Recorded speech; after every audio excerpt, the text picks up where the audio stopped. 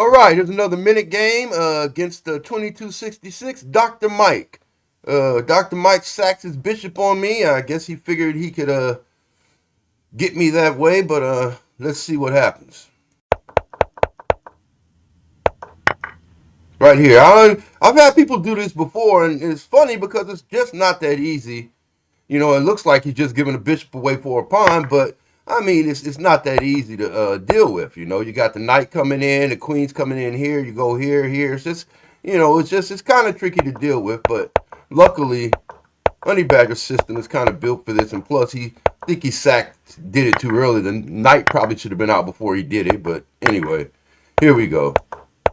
I'm gonna stand in this position. I'm up a piece, so I'm gonna try to trade. He can't afford to trade, so given that, I can push his pieces around because he can't afford to trade. Obviously, I hung the exchange there, but you know, minute chess being what it is,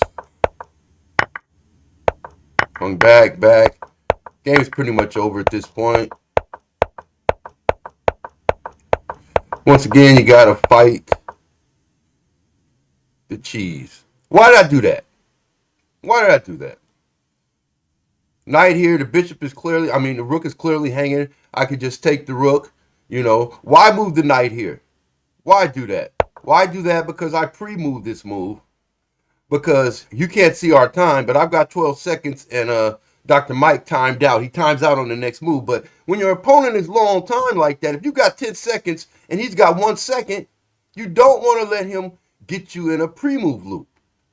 You might not realize it, but if your opponent can make a pre-move every move, he can make 10 moves in a second. 10 moves in a second. Okay, so you don't want to let him catch you in a pre-move loop. If he's only got 1 second, you want to be making pre-moves. Just pre-move. And he's gonna lose on time. Forget the position. Just pre-move. He's gonna lose on time. And so that explains why instead of taking